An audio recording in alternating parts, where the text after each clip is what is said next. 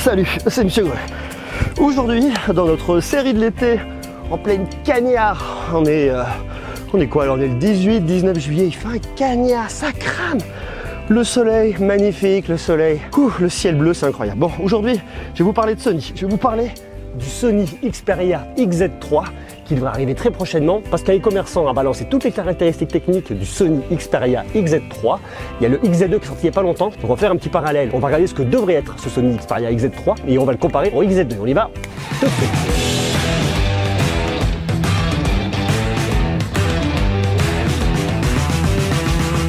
Regardez-moi ce ciel bleu, regardez-moi ce soleil. Est-ce qu'on n'est pas bien là?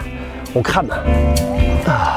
Aujourd'hui, je vais donc vous parler du Sony Xperia XZ3 parce que Sony a sorti en début d'année son XZ2. Je trouve que c'est vraiment un modèle qui a souffert de notoriété et franchement, je l'ai trouvé super bien. Il a été un petit peu effacé par le Galaxy S9 et S9 Plus de Samsung et le P20 Pro a carrément fini le boulot comme ça.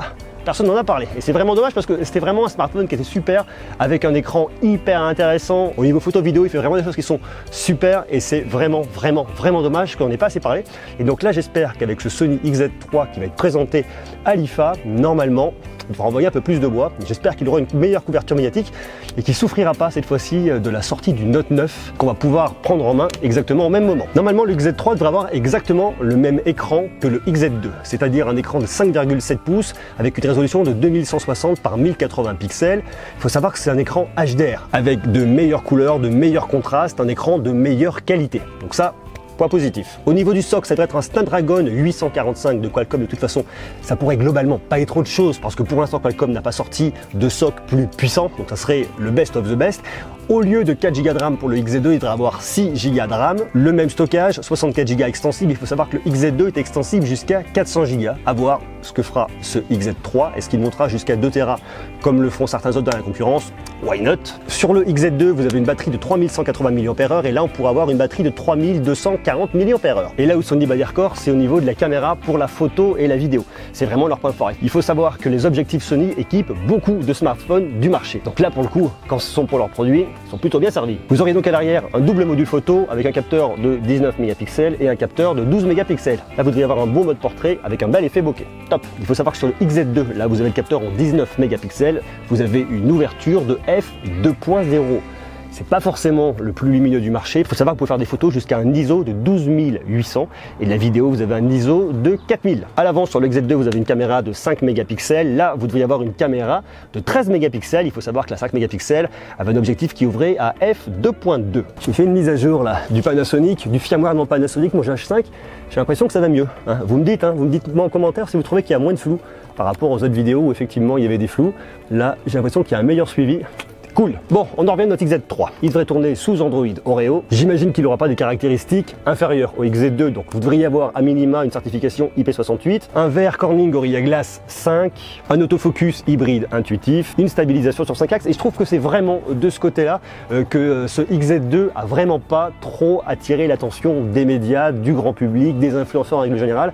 Et ça, c'est vraiment dommage parce que vous avez quand même une excellente qualité en termes de photos et de vidéos. Sur le XZ2, vous pouvez faire du slow motion 960 images par seconde en Full HD, en 1080p, 1920 par 1080, alors que sur le Samsung Galaxy S9, vous pouvez le faire uniquement en 720p, en HD. De ce point de vue-là, il est supérieur au Samsung Galaxy S9. Et effectivement, le S9 a une lentille ouverture variable, va être meilleur en conditions de faible luminosité, le P20 Pro également, mais je trouve que vraiment, ce XZ2 et probablement ce XZ3 n'ont pas du tout à rougir par rapport à la concurrence. Vous pouvez faire de la vidéo en 4K HDR, High Dynamic Range. Je vous invite d'ailleurs à aller jeter un petit coup d'œil sur ma vidéo sur le XZ2 pour revoir un petit peu tout ça. Un design qui avait été revu et corrigé par rapport au XZ1. C'est vrai que Sony souffrait d'un design un petit peu old school, un petit peu désuet par rapport à la concurrence. Alors sans forcément parler d'encoche, c'est pas dit que Sony aille vous mettre une encoche là-dessus, puis de toute façon je suis pas sûr que ça ait un sens par rapport à l'ADN de Sony, mais c'est vrai que d'une manière générale, leur design était un petit peu ancien.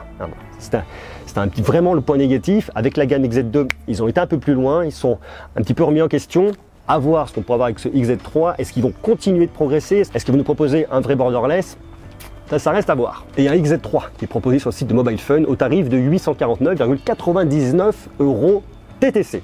On n'est pas sûr que ce soit le vrai prix, il sera peut-être moins cher. Pour l'instant, il n'y a toujours pas eu d'annonce officielle de la part de Sony. Effectivement, ce e-commerçant connaîtrait la fiche technique, mais le prix rien n'est moins sûr. Donc ça, on en parlera un peu plus tard, donc je vous invite à rester connecté et à vous abonner. Comme le XZ2, le XZ3 devrait avoir de la recharge sans fil, profitez d'un florilège d'options, comme le Dynamic Vibration System, c'est-à-dire que c'est un système de vibration dynamique. Lorsque vous regardez un film, une vidéo, et puis que vous sentez que ça renvoie un peu, votre smartphone vibre. J'ai pas été hyper convaincu parce que je trouvais que bon, ça rajoutait pas énormément, mais je peux comprendre qu'il y a des personnes qui aiment.